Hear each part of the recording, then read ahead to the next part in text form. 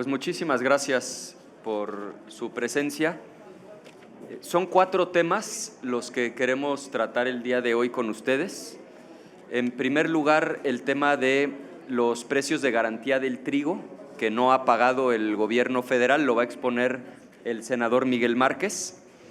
En segundo lugar, nos acompaña la diputada Eva María Vázquez del estado de Baja California, porque también queremos hablar del tema de la visa que le fue retirada a la gobernadora y todas, digamos, las cuestiones anexas y conexas a ese suceso. Tercero, el coordinador del grupo parlamentario del PAN en la Cámara de Diputados, don Elías Lisha, va a plantear un tema muy delicado del estado de Veracruz. Y finalmente yo haré algunos comentarios sobre la reforma de Telecom relacionados con lo que ocurrió el día de hoy en la mañanera. Entonces, sin mayor preámbulo, y ese sería el orden en el que iríamos abordando los 4 temas, le cedería el uso de la voz al senador Miguel Márquez para exponer el primer tema. Adelante, Miguel. Muy buenas tardes. Gracias, coordinador. Quisiera comentar el tema de la crisis del trigo que está viviendo en nuestro país, un problema muy importante, dado que es pilar mundial a nivel internacional, obviamente, en su producción. Es el segundo cereal más importante en la seguridad alimentaria en nuestro país. El 80% de la producción del trigo es para consumo humano. Representa el 6% del PIB agropecuario. Estamos hablando de 5.8 millones de personas que laboran alrededor y en torno del trigo. Desde quien lo produce, lo transforma, obviamente lo distribuye, hasta que llega al hogar o a los anaqueles de las diferentes tiendas departamentales. Se prevé que en el 2025-2026 la producción de trigo va a caer un 39%, llegando a 1.6 millones de toneladas. Y la superficie sembrada solamente será un 38%, 290,000 hectáreas en nuestro país. ¿Esto qué significa? Importar más trigo todavía. Vamos a tener que importar 6.5 millones de toneladas, un 8% más que el ciclo anterior, sobre todo de Estados Unidos, de Canadá y de Rusia. ¿Sí? Y de aquí es donde se pregunta dónde está la soberanía alimentaria. No estamos produciendo lo que consumimos los mexicanos. ¿Pero esto a qué se debe? Una de ellas es la baja de siembra, obviamente también con ello conlleva la baja en la producción. Para que tengan una idea, el costo por hectárea de siembra de trigo, entre lo que es la preparación de la tierra, lo que son los insumos caros como el fertilizante, los herbicidas, el costo de manejo de operación, obviamente el diésel, todo ello conlleva hasta lo que es la tría del trigo, literalmente tiene un costo aproximado de 35,000 a 40,000 pesos por hectárea. Y la producción de trigo por hectárea, estamos hablando que escasamente llega, si bien le va al productor, a 5 toneladas por hectárea. 5 toneladas por hectárea pagadas a 5,000 pesos, que es el precio que se está ahorita dando, estamos hablando que no llega más que a 25,000 pesos lo que ingresa el campesino, ¿sí? Contra un gasto, una erogación de 35,000 a 40,000 pesos. Está muerto el campesino, no tiene capacidad de recuperación. ¿Esto a qué lo ha llevado? Obviamente a que los insumos cada vez sean más caros, los herbicidas más caros, la escasez de agua, al financiamiento que es nulo, tienen que ir al agiotista. Esto que ha implicado a vender inclusive sus implementos agrícolas. Nos falta de pago de precio de garantía, que este es el tema al que me quiero referir. No hay apoyo de gobierno, es nulo el apoyo de gobierno. ¿Y a qué me refiero con ello? A que el precio de garantía que está estipulado en el artículo 27 de nuestra Constitución para equilibrar los precios a nivel internacional, pues la falta de pagos ha dejado sin liquidez literalmente a nuestros campesinos en el país, principalmente a los de Sonora, Sinaloa, Michoacán y Guanajuato, que son los principales productores. En el caso de Guanajuato, 2,690 productores, ¿sí? Entre medianos y pequeños productores, estamos hablando de los grandes, siguen esperando el pago de 137,000 toneladas, estamos hablando de 411 millones de pesos comprometidos y no entregados del ciclo 2023, ¿sí? Otoño-invierno 2024, es decir, del año pasado. No se les ha pagado un centavo. Yo tengo entendido que en el caso concreto de Sonora, Sinaloa, ya empezaron a pagarles y ya van consolidando el pago a los mismos campesinos, hasta un 80%. Pero aquí para los de Guanajuato, más de un año sin pagarles. Yo espero que no sea un tema de carácter político, porque el campo no obedece a intereses políticos, obedece a la producción.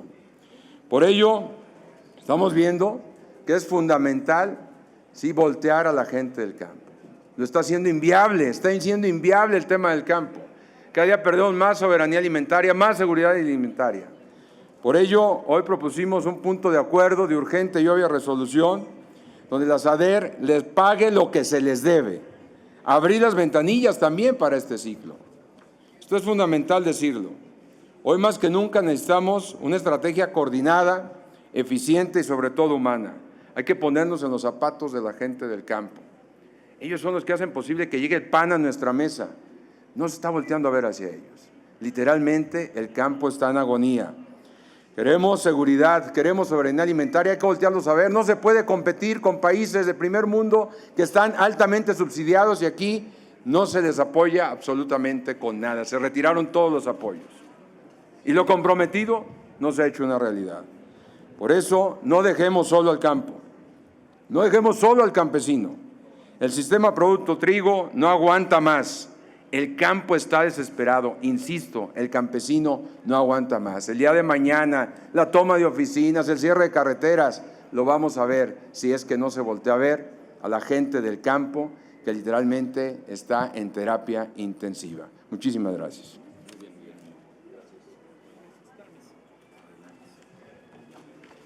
El día de hoy, la gobernadora de Baja California, Marina del Pilar, se dice y se autodenomina como un árbol que da frutos, lo que verdaderamente es un árbol podrido y de tronco torcido, cuyas ramas y cuyas raíces se construyen a base de especulación, de corrupción y de vínculos presuntos con el crimen organizado. Por eso, desde Acción Nacional exigimos que la gobernadora solicite licencia para permitir una investigación imparcial y garantizar que no interfiere en el esclarecimiento de los hechos de su situación legal derivada de la revocación de su visa por parte del gobierno de los Estados Unidos de Norteamérica. Y en este sentido quiero ser muy puntual. La revocación de una visa y la cancelación de cuentas bancarias a presuntos personajes vinculados con ella no son calumnias. Se trata de señales de alerta internacionales que ya hicimos ver desde el pasado 12 de marzo en una rueda de prensa donde el Grupo Parlamentario de Acción Nacional en la Cámara de Diputados establecimos con puntual precisión y solicitamos a la gobernadora que esclareciera esos presuntos datos derivados de una investigación donde se le vinculaba y se decía que se encontraba dentro de una lista de narcopolíticos, que obtuvimos silencio absoluto. Dicen que el que calla otorga. Por otro lado, exigimos respuestas porque precisamente la ciudadanía merece respuestas, no evasivas. Si, como ella dice, no hay nada que ocultar, pues que nos diga Marina del Pilar y que nos explique por qué motivos fue que le revocaron la visa. También Morena nos debe explicar por qué sigue respaldando a personajes envueltos en escándalos financieros, en ese huachicol fiscal y con escándalos políticos y diplomáticos. Otro punto sumamente importante a destacar es que la CONAGO no puede seguir siendo presidida y representada por una persona como Marina del Pilar, que actualmente está bajo sospecha internacional. La legitimidad del federalismo está en juego. Una gobernadora sin visa, funcionarios sin cuentas y Morena sin vergüenza. Si no tiene nada que esconder la gobernadora, que lo demuestre con hechos, con pruebas, que pide licencia y que le dé la cara al pueblo de Baja California y al pueblo de México. Y también debemos decirlo con toda puntualidad, que Marina del Pilar, la gobernadora sin visa, debe y tiene que manifestar esas situaciones tan graves en las que se ve envuelto su gobierno, donde se habla de presuntos vínculos, insisto, con el crimen organizado, porque si todo es mentira, ¿por qué todo huele a verdad? A la CONAGO no le toca aguantar el escándalo de Marina del Pilar. Marina del Pilar se tiene que retirar. El Congreso también tiene que analizar seriamente sacarla de este cargo, aunque sea mientras se investiga y se toman cartas definitivas en el asunto. no puede seguir despachando desde el gobierno del estado de Baja California. Por otra parte, la revocación de visas por parte del gobierno de Estados Unidos y la cancelación de cuentas bancarias por sospechas de lavado, pues nos hablan de señales de otro nivel. No estamos hablando de temas de carácter privado como lo ha pretendido hacer, sino totalmente de carácter público. No es política, es una posible investigación internacional por vínculos con redes criminales. La ciudadanía de Baja California y de todo el país tiene derecho a conocer si la gobernadora está siendo investigada por delitos graves y cuáles son esos delitos. La opacidad institucional ya no es una opción. Si no se informa al respecto, entonces se está encubriendo. Otro tema que es fundamental, pues es justamente ese cómplice silencio desde el Ejecutivo, desde el propio partido de Morena. Morena protegió y promovió a quienes hoy están en el centro del escándalo. Su silencio, hay que decirlo como es una forma de complicidad. Si no exige transparencia, Morena será responsable de mantener una red de impunidad en Baja California.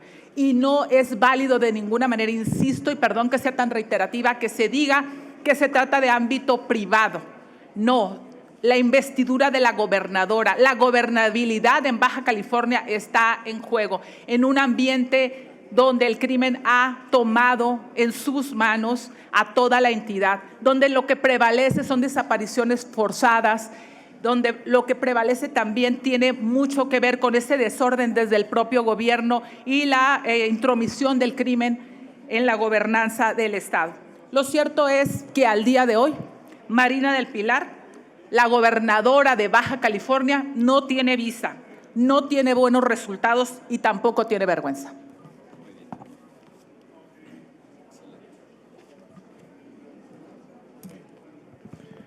Muy buenos días a todas y a todos.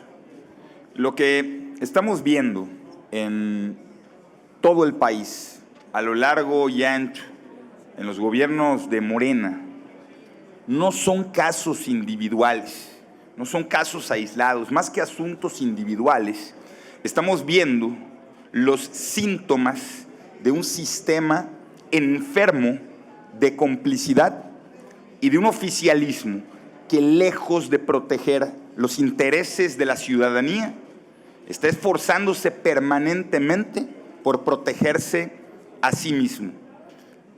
Este es el caso, además del que se menciona, que sucede en el estado de Veracruz. El 6 de mayo de este año, la Contraloría del Estado de Veracruz dio a conocer una denuncia por más de 1,600 millones de pesos de daño patrimonial ejercidos por el gobierno de Cuitláhuac García. Ese mismo día, la gobernadora del estado manifestó que esa denuncia es resultado de observaciones realizadas por la Auditoría Superior de la Federación, misma que, por cierto, el 20 de febrero pasado dio a conocer en su cuenta pública del 2023 observaciones por alrededor de 1,200 millones de pesos solo del 2023 y solo de la Secretaría de Salud de esta entidad. ¿Por qué tipo de casos? Digámoslo concretamente: por contratar empresas fantasma, por no poder demostrar el uso y la existencia de servicios, de comodatos, de equipos. El tufo de corrupción del gobierno de Cuitláhuac García llegó a tope. Pero al tiempo que en Veracruz se da a conocer este desfalco, al tiempo que la auditoría da a conocer este atraco, al tiempo que la Federación busca maquillar esta situación, en Veracruz están sufriendo una crisis en materia de salud. No hay medicamentos, no hay tratamientos oncológicos y nadie sabe qué hizo el gobierno pasado con todo ese dinero y la inacción del gobierno actual.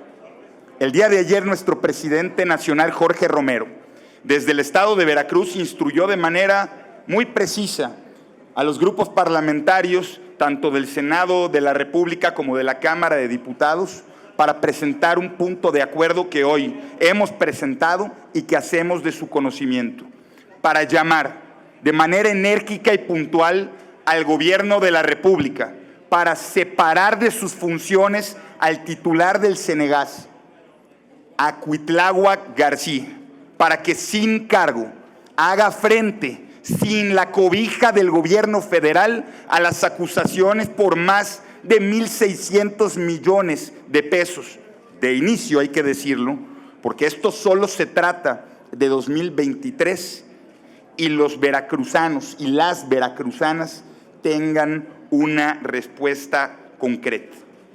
No es aceptable que ahora quieran vender a un chivo expiatorio a un nivel medio, como que actuaba sin el conocimiento del gobernador o del propio titular de la Secretaría. No es aceptable que después de las declaraciones de la Contraloría y de la propia gobernadora pareciera que hay nuevas instrucciones desde el centro del país para cobijar a compañeros de partido. No es relevante la opinión personal que tenga la titular del Ejecutivo sobre el funcionario señalado, sino que lo que la auditoría de la Federación ha descubierto en observaciones y lo que la Contraloría del Estado ha encontrado y denunciado sea investigado y que se investigue a fondo y hasta donde tope. Los veracruzanos merecen justicia, los veracruzanos merecen más salud, las y los veracruzanos merecen gobiernos más honestos y no el despotismo desde el centro que pretende ignorar la grave corrupción del exgobernador García y hacer de la impunidad una institución en este país. Cierro. El síntoma de un gobierno podrido, el síntoma de un sistema enfermo que muestra la complicidad antes que la búsqueda de justicia, más pronto genera más corrupción que instituciones fuertes. Exigimos al Gobierno de la República y al Gobierno de Veracruz actuar en consecuencia y que el implicado abandone el cobijo del cargo federal y haga frente por sus responsabilidades penales. Muy bien, coordinador.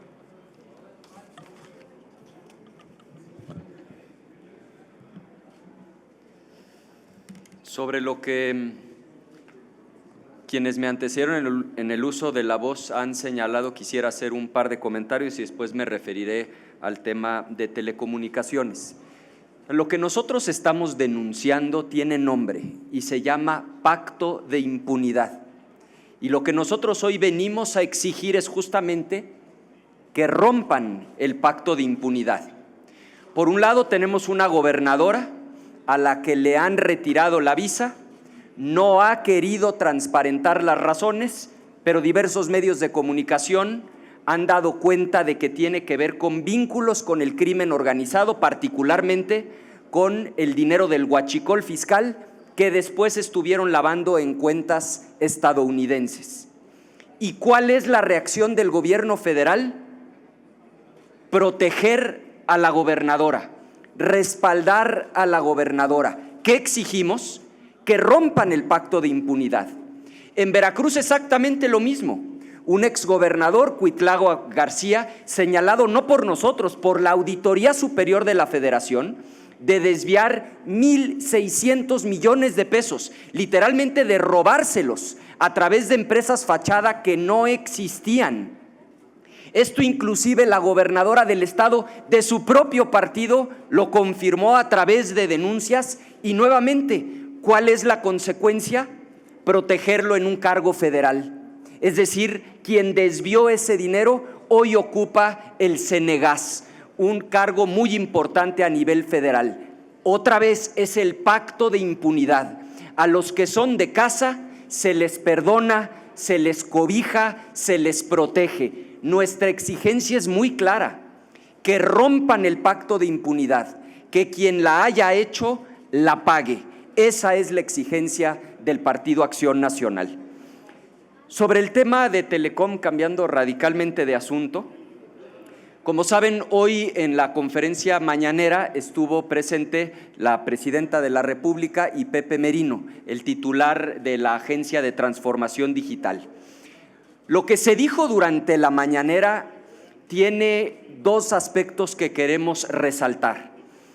Por un lado, viene a confirmar que nuestras denuncias tenían sustento. Es decir, nos han dado la razón en cuando menos la mitad de los aspectos que nosotros desde un principio veníamos señalando. Y por supuesto queremos celebrar este avance, porque se demuestra que sí tiene utilidad el que la oposición levante la voz, porque fuimos nosotros desde la oposición quienes denunciamos ese dictamen cuando lo pretendían aprobar en un albazo. Sí sirve que la sociedad se organice y participe para denunciar la censura. Celebramos que hay avances, pero al mismo tiempo tenemos que señalar que lo que hoy se dijo en la mañanera se queda corto. Hay avances, sí, pero definitivamente se quedan cortos. Me voy a referir a los avances y luego les diré en qué aún se están quedando cortos. Por supuesto que es un avance y celebramos que nos hayan dado la razón en eliminar el artículo 109 que le iba a permitir al gobierno de Morena bloquear plataformas digitales. Por supuesto que es un avance dar marcha atrás a los artículos 201 y 202 que nosotros también habíamos denunciado y que implicaban que la Secretaría de Gobernación pudiera censurar de manera previa cualquier contenido, inclusive de noticieros, si los noticieros eran extranjeros. Por supuesto que es un gran avance que reconozcan lo que dijimos desde un principio, que el regulador no puede ser Pepe Merino, que no puede ser una persona la que concentre todas las facultades para regular al sector telecomunicaciones. Y finalmente, por supuesto que es un avance que den marcha atrás a los artículos 56, 57 y 58 que con toda claridad violan el capítulo 18 del TEMEC y que tienen que ver con lo que ustedes oyeron repetidamente en los foros, es decir, asignación directa de espectro a órganos gubernamentales con fines comerciales. Celebramos que estamos avanzando como oposición y como sociedad civil organizada en echar abajo la ley censura, pero también tenemos que señalar que los avances hoy anunciados todavía se quedan muy cortos. Y me voy a referir a 4 aspectos: al aspecto de la concentración, al aspecto de la censura, al aspecto de la invasión de los datos personales y finalmente a las violaciones al Tratado de Libre Comercio.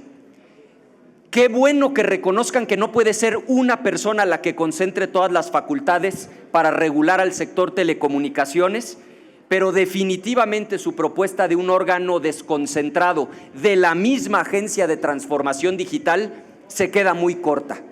Lo que teníamos, y es lo que exigimos, es un órgano constitucional autónomo y que en el nombramiento de quienes integran el órgano máximo de decisión intervengan, como ya lo hacían, instituciones serias como el Banco de México y como el INEGI. Es un avance que reconozcan que no puede ser unipersonal, sí. ¿Estamos de acuerdo en que sea un desconcentrado de la agencia? No, nos parece que se queda todavía muy corto. Segundo, la censura.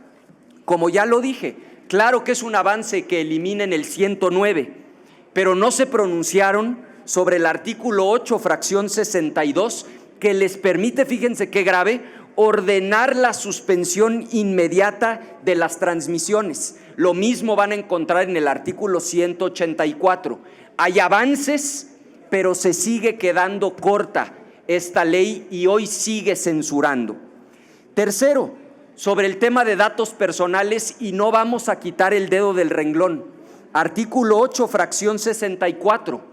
Quieren crear un registro de usuarios de telefonía móvil cuando esto ya lo había declarado inconstitucional la Suprema Corte de Justicia de la Nación en 2022. No estamos de acuerdo en que el gobierno tenga acceso a nuestros datos personales y que inclusive se abra la puerta para que el gobierno pueda espiar el contenido de los teléfonos móviles de cualquier ciudadana o ciudadano.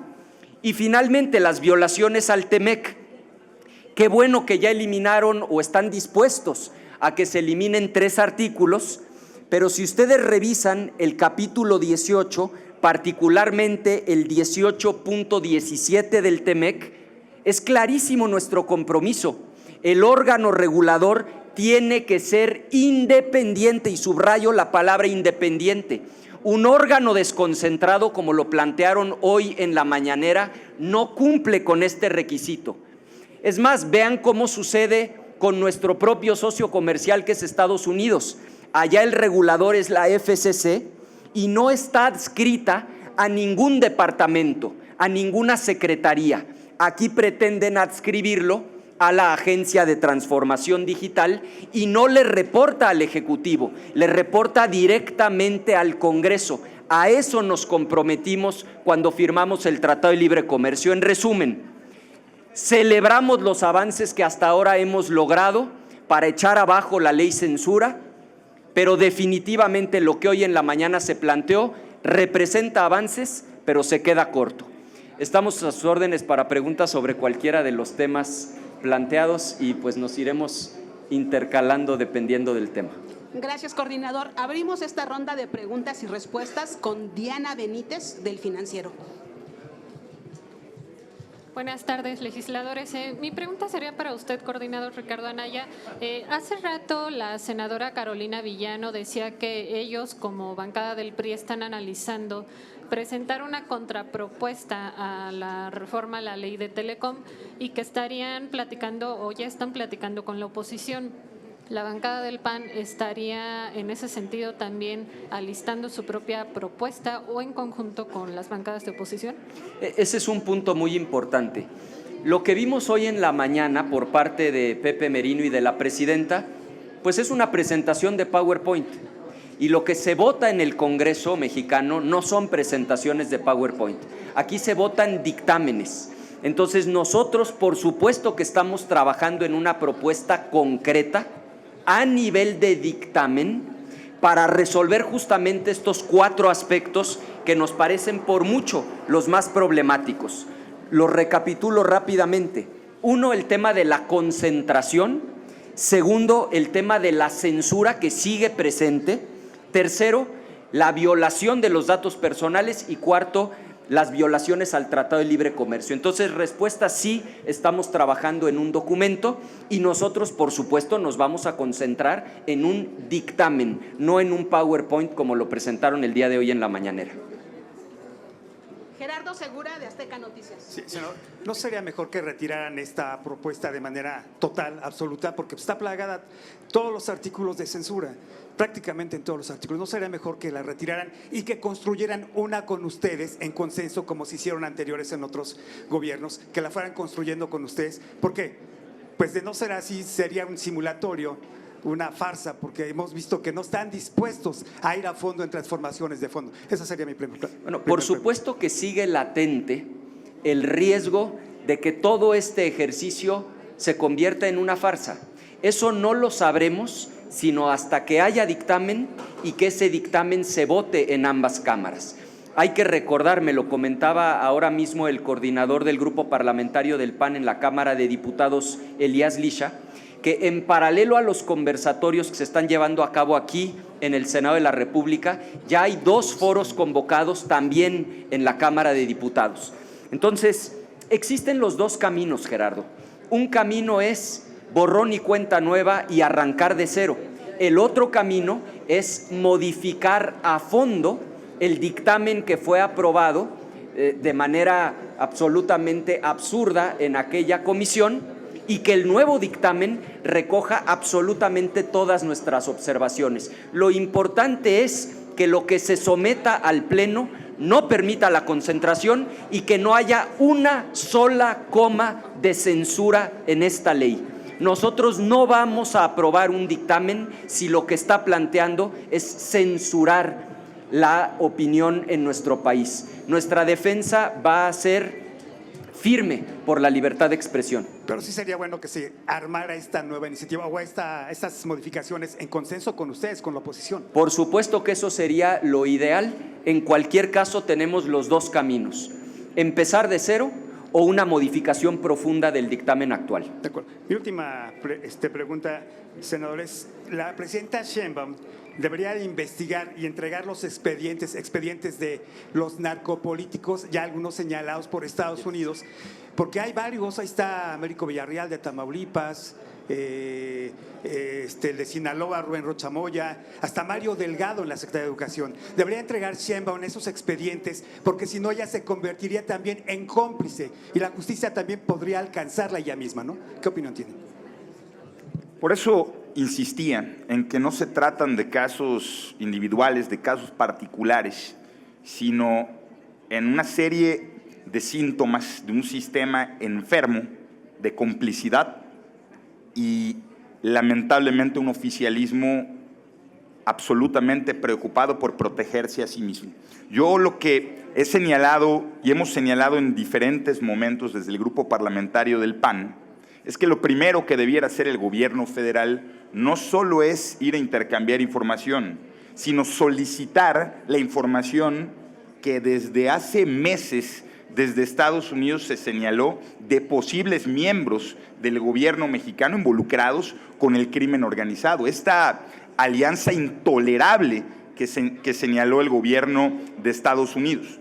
También hicimos una propuesta concreta para modificar el Código Penal Federal para que se sancione con penas absolutamente severas a cualquier integrante del gobierno mexicano que participe, sea cómplice o facilite las actividades del crimen organizado.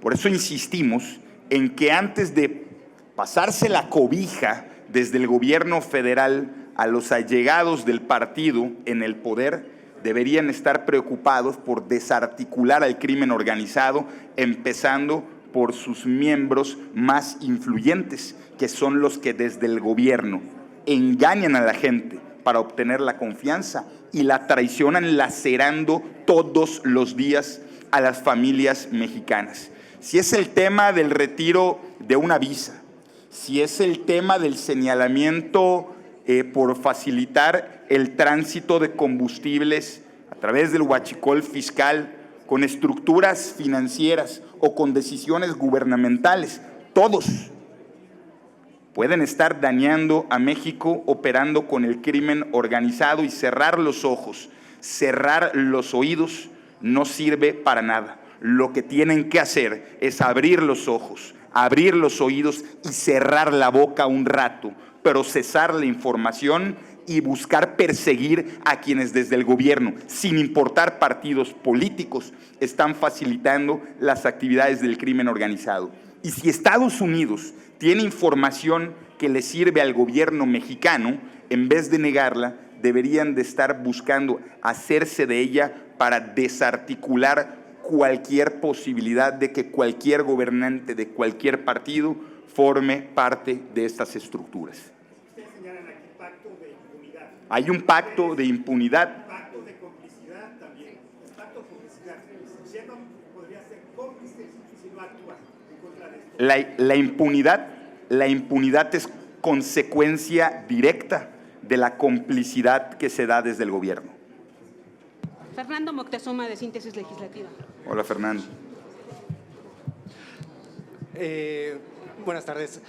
Diputado, aprovechando que ya estás en el atril, ¿qué esperar de este eventual periodo extraordinario que ha anunciado el oficialismo? Eso por un lado. Y por el otro, para el senador Anaya, ¿qué podríamos esperar o qué debería suceder con este dictamen? No, todavía no es dictamen, ¿verdad? Me parece. Con este dictamen, en el sentido de celebran ya las modificaciones alcanzadas, sin embargo, bueno, hablas de que todavía hay distintos baches. Entonces, ¿qué deberíamos esperar que suceda en estos conversatorios? Gracias. Perdón, Fernando, nada más te consulto. Cuando te refieres a qué esperar del periodo extraordinario, ¿te refieres a los temas en agenda o en las ilusiones legislativas? Eso no te lo puedo contestar yo. Bueno, es que, a ver, acuérdense que cuando ellos se quedan sin respuesta, me refiero a los legisladores del oficialismo, se inventan en las declaraciones de cada semana un nuevo tema. Francamente, por la honestidad y la transparencia de tu pregunta, te contesto con la misma franqueza. Yo creo que ni ellos saben qué le van a meter al periodo extraordinario. Entre los temas que se han barajeado está la reforma en materia de telecomunicaciones, que en un momento más responderá nuevamente el senador Ricardo Anaya. Dentro de esas posibilidades están las dos reformas en materia de seguridad, es decir, la de seguridad y la de inteligencia. Pero recuerda que ambas estuvieron enlistadas por lo menos 4 semanas consecutivas para el Pleno en la Cámara de Diputados y sorpresivamente siempre no. Y el tema que se decía en ese momento, y lo digo con la misma franqueza, era que habían propuestas del grupo parlamentario del Partido Acción Nacional que estaban siendo analizadas como limitar el acceso a datos biométricos, CURP, entre otras, y que estaban en un diálogo con nosotros. Lo cierto es que hace más de un mes que no dialogamos sobre el tema. Si tú me preguntas, dentro de la ilusión, yo esperaría que tengamos reformas en materia de seguridad que protejan a los ciudadanos, protejan sus datos personales y articulen de una vez por todas la estrategia de seguridad del gobierno federal en una estructura legal. Porque si en algo no vamos a escatimar en el Partido Acción Nacional, es en que el gobierno tenga las herramientas necesarias para no tener pretextos en materia de seguridad. Pero como estos 3 temas, Fernando, al menos diversos integrantes del régimen han mencionado por lo menos otras 8 o 9 reformas, yo estimo que por lo menos la de telecomunicaciones es a la que más prisa le están poniendo, porque con la misma prisa, como ha dicho el senador Anaya, han admitido, entre otras cosas, que el pretexto que decían sus voceros de que el 109 no era para censurar, sino para temas fiscales, pues resultó que sí era para censura, y gracias a la advertencia que hicimos desde el PAN y desde la sociedad civil en conjunto y a una sola voz, hemos logrado que se retire. ¿Es más importante telecomunicaciones que seguridad para Morena? Eso habría que preguntárselo a Morena. Yo creo que todos los días cambian de prioridad. Están tratando de ver si le atinan a la prioridad que les dicten desde el Ejecutivo. Igual y quien le atine se lleva premio. Respondo de manera muy breve. Están pendientes todavía 2 foros en la Cámara de Diputados y 3 eventos como parte del conversatorio aquí en el Senado de la República. Tenemos el día de mañana, el martes que entra, el jueves siguiente, y lo que seguiría sería técnicamente la redacción de una reserva, porque como ya existe un dictamen, más que hacer un nuevo dictamen, lo que se tiene que hacer es una reserva enorme que prácticamente implicará rehacer el dictamen, y en caso de que se recojan efectivamente todas las cuestiones que hemos venido señalando como necesarias para acabar con la censura y garantizar la libertad de expresión, pues nosotros lo estaremos apoyando. De lo contrario, seguiremos señalando el intento de censura del gobierno. Y en caso de que exista un acuerdo, bueno, pues habría posibilidad de que el tema fuera incluido en el próximo periodo extraordinario, como ya comentó el coordinador. Adrián Ojeda, de CCO Noticias. Buenas tardes, legisladores. Mi pregunta es para el senador Márquez, la diputada Eva, y para usted, senador. Al senador Márquez, ¿qué se puede hacer y cómo Acción Nacional puede acercarse a los campesinos a darles una luz? Porque ahorita está, como usted dijo, en terapia intensiva. El campo en todo, no nada más en el trigo, en varias áreas está hundido. ¿Qué puede hacer el campesino y qué ofrece Acción Nacional a ellos para darles una luz? Esa sería mi primera pregunta. La segunda, a la diputada. Diputada, ¿no sería bueno acercarse al exgobernador Bonilla, porque él advirtió al presidente López Obrador en su momento que era un peligro porque estaba muy mal la gobernadora entrante. Una, por su inexperiencia, y dos, por los lazos y vínculos que tenía con el crimen organizado. Lo dijo Bonilla hace tiempo, cuando él era todavía senador. Y senador Anaya, quisiera saber cuál es el punto medular en el que el PAN puede presentarse tanto en diputados como en Senado para exhortar a la oposición a echar abajo esta ley de telecomunicaciones que, como ya usted dijo, simplemente sirve para cooptar la libertad de expresión en varios ámbitos.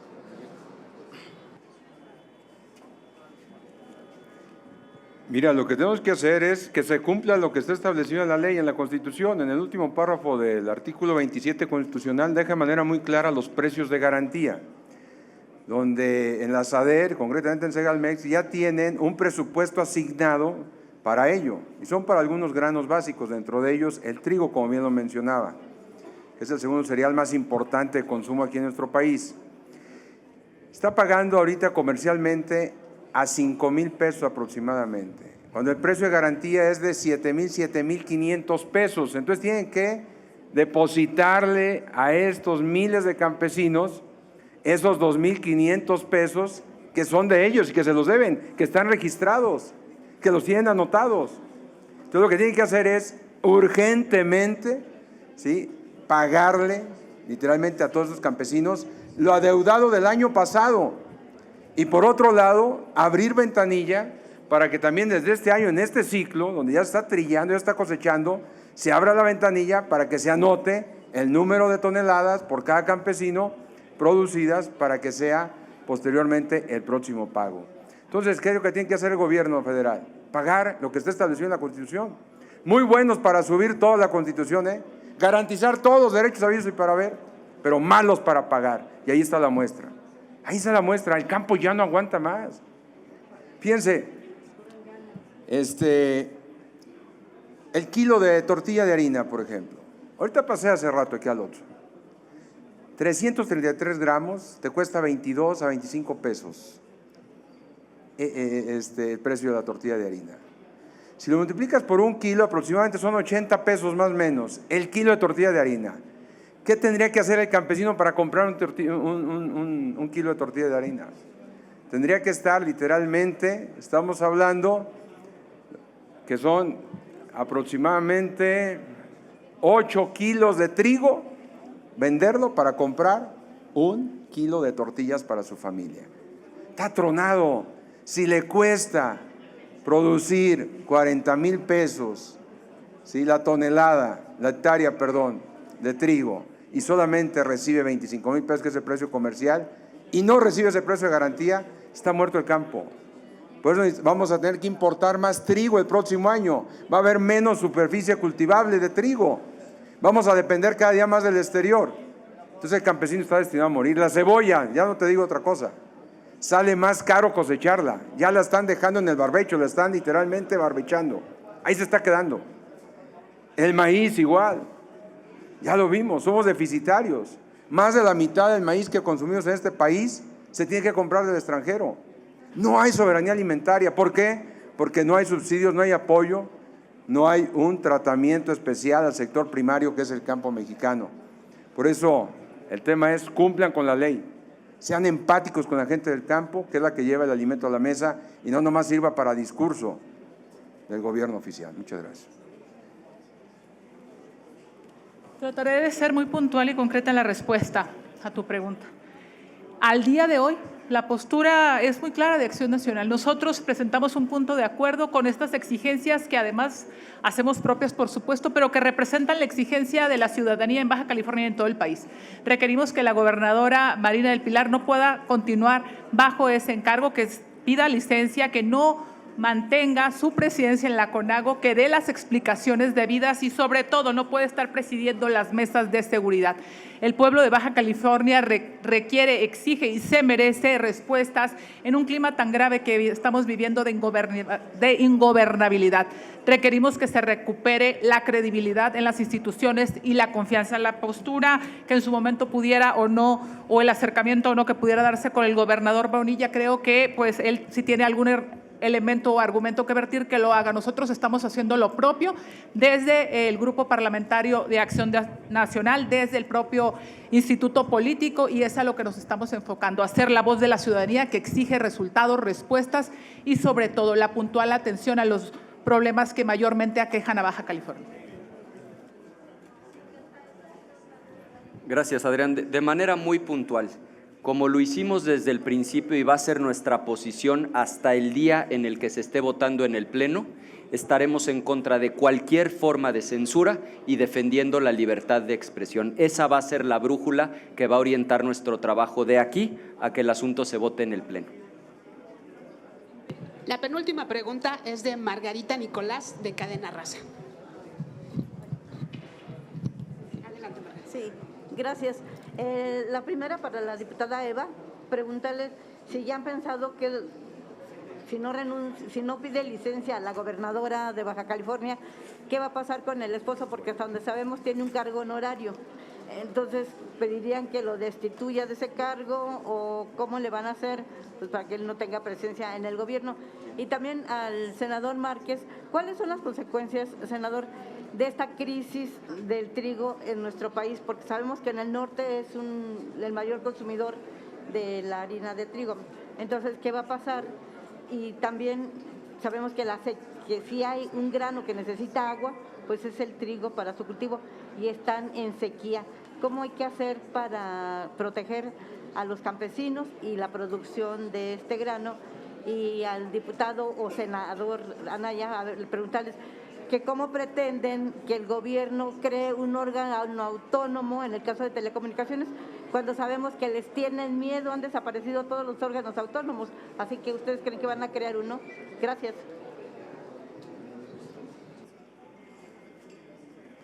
Primero que todo, decirles y recordarle a todo el pueblo de México que la gobernanza y la responsabilidad del cargo de primer mandataria en Baja California, pues reside precisamente en la persona de Marina del Pilar Ávila. Ella es quien tiene que darle la cara al pueblo de Baja California, responsabilizarse por todo este desorden que se vive en la entidad y sobre todo pues dar cuenta clara de explicaciones, información y demás en torno a esta revocación de la visa y en torno a todo el desorden que prevalece en el Estado.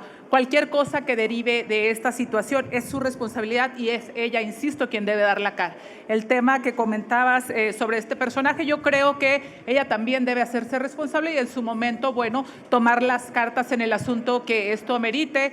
Pues, insisto, la prioridad para el pueblo baja californiano es que la gobernadora asuma con toda responsabilidad, que lamentablemente al día de hoy no ha mostrado su cargo, tome en conciencia la decisión de retirarse del mismo, así como las otras peticiones, y evidentemente tendrá que analizar muy concienzudamente cuál es el papel que juega él y otras personas dentro de su gabinete, que también están siendo investigadas por vínculos con el crimen organizado y por situaciones que al día de hoy no quedan claras relativas a presuntas irregularidades que, insisto, son absolutamente responsabilidad de la gobernadora aclarar.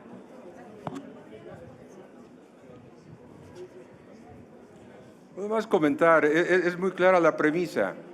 Si no se tiene precio en tu producto, literalmente desalientas a la producción en el próximo ciclo.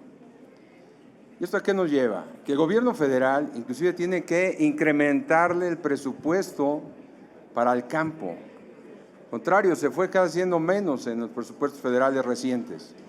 Se requiere más presupuesto, ¿para qué? Para tecnificación agrícola, en el uso de riego agrícola. Hay que ahorrar más agua. Necesitamos meterle tecnificación, mecanización agrícola de punta. Requeríamos sobre todo mecanización agrícola con alta tecnología, es importantísima tenerla ya. Financiamiento rural, no hay financiamiento rural. Se acabó la financiera rural, hoy tienen que ir con los agiotistas. Realmente están a merced, ¿sí?, de pedir préstamos que el día de mañana se convierten en impagables. Y cuarto, los subsidios, que sean garantes, que se les entreguen a tiempo, que el mecanismo de entrega de los subsidios sea verdaderamente, ¿sí?, transparente, a tiempo y le llegue a los productores de manera directa. Esto es fundamental. Y hay otro tercero, que hay sobre todo mucha duda, sobre todo en el tema de lo que son la energía, en el costo sobre todo de la extracción de agua. ¿Sí? Mucho tema de la regularización de los pozos agrícolas está en veremos, está en transición en la Conagua. Y a muchos de ellos sí se les está cobrando la energía como si fuera comercial y esto lo hace imposible para el campesino. Es otro problema muy serio que está teniendo. Entonces tiene que regularizar también ahí la transmisión de derechos, las concesiones, que es fundamental para darle certeza al campesino en la extracción de agua. De otra forma, si le quitan el subsidio de la cuota energética, literalmente no tiene razón de ser producir, es inviable. Entonces el campo necesita apoyo, necesita financiamiento, necesita recursos, pero sobre todo necesita que se le pague lo que se les debe, ¿sí? Precio en sus productos. Yo creo que ahí está la gran oportunidad para seguir compitiendo, porque en otros países, en Europa, en Estados Unidos, los subsidios son inmensamente mayores y no podemos competir contra ellos así. Hoy no hay programas para el campo, lamentablemente, sale de fertilizantes, que no es el mejor y llega a destiempo. Muchas gracias. Ya fue la última, ¿verdad? Sí. No, me refería a que si había sido la última pregunta, pero creo que todavía falta una más. Entonces, respondo a los órganos autónomos por dos razones, Margarita. Primero, porque es lo que conviene a un país para que se garantice la libertad de expresión.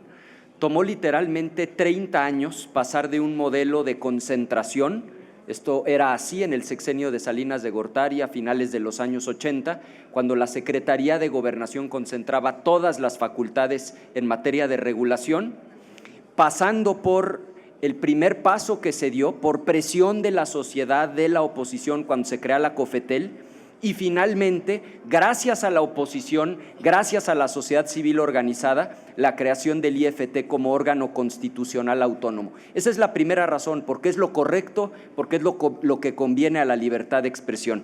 Pero la segunda razón es porque México se comprometió a ello. Si ustedes leen el capítulo 18 del TEMEC, van a encontrar que nos comprometimos a tener un órgano independiente para regular las telecomunicaciones. Entonces, esto lo tiene que entender el gobierno, de lo contrario estaríamos violando el Tratado de Libre Comercio y entraríamos en condiciones terriblemente desventajosas a la renegociación que va a iniciar este año. Cerramos esta conferencia de prensa con Alfredo Flores de News México. Buenas tardes, senadoras, diputados. Ya se fue el senador Márquez, era una pregunta sobre campo. Era sobre campo. Bueno, a ver, va junto con pegado. En esta situación, no es la primera queja que hay sobre el tema de, en este caso es el trigo. Hace como 15 días allí en Cámara de Diputados llegaron muchos campesinos de Durango de que no les habían pagado también el precio de garantía. Y donde quiera se está viendo estas quejas. Aunado a esto vienen las sequías en el norte. Y la pregunta es muy simple entre todo esto. Como se ha importado más granos y más cosas del extranjero, ¿no habrá alguien oculto ahí atrás, alguien perverso para que sea el que esté concentrando, siendo el intermediario para todas estas importaciones de alimentos? Y de ahí por eso también desde el sexenio pasado se ha estado aniquilando el tema de la soberanía alimentaria. Y la segunda pregunta es, todos estos recursos que están desviando a las obras, por ejemplo, vuelve a inaugurar trenes, Claudia, y todo esto, pero no vemos que se esté arreglando el tema del agua. Cutzamala se está secando, en el norte las presas están secando, mandan videos los ganaderos de Chihuahua y Coahuila de que se está muriendo el ganado por la sequía, en el sur lo mismo. En lugar de estar gastando este dinero en obras de trenes y cosas así, ¿no se puede invertir en el agua? Esas serían las dos preguntas.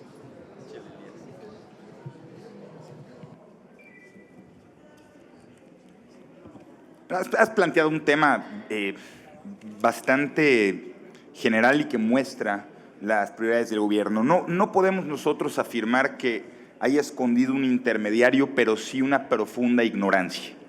Lo advertimos en su reforma del maíz. No era una buena idea, a partir de prejuicios sin ciencia, es decir, contra toda ciencia legislar para hacerse más dependientes del extranjero. La insensibilidad que han demostrado a lo largo y ancho del país, por ejemplo, en materia de agua, no solo se muestra en lo que señalas, sino en la falta de prisa, ahora sí, para legislar en la materia y en lo que ya han señalado en estados del norte, como en tiempos recientes nuevamente se regala el agua de las y los mexicanos a nuestros vecinos del norte, pasándose por encima cualquier prioridad nacional. Y respecto a lo de los pagos, lo único que está claro es que estos ya no son mala paga, simplemente no pagan. El gobierno de México pasó de ser mala paga a no paga. Y ¿Será porque no hay dinero en el gobierno? Porque estamos viendo que están agarrando fondos de todos lados. Pues mira, si fuera verdad que no hubiera dinero en el gobierno, no estarían señalando a Cuitláhuac García de llevarse 1,600 millones de pesos del estado de Veracruz. Solo un estado, solo una secretaría, solo en un año. Por supuesto que hay dinero, lo que no hay es focalización de prioridades, lo que no hay es renuncia a la vanidad, lo que no hay es voluntad política y para muestra el último botón, el año pasado con consenso de todas las fuerzas políticas se construyó una reforma que como le vendieron desde el gobierno a las y los mexicanos para que mejoraran salarios de muchos tipos de oficios y de profesionistas, entre ellos policías y personal de salud, cómo la cacarearon, cómo se hincharon las manos de aplaudirla y cómo la han detenido por meses por la insensibilidad del gobierno, por la insensibilidad de la presidencia de ambas cámaras, porque este gobierno está más preocupado por la propaganda y por cubrir las fechorías de los integrantes de su partido que por dar solución a los problemas reales de este país. Y eso sí, hoy, cómo han intentado censurar a las voces que lo señalan y que lo señalamos. Les agradecemos muchísimo su participación en esta rueda de prensa y estamos a sus órdenes. Gracias.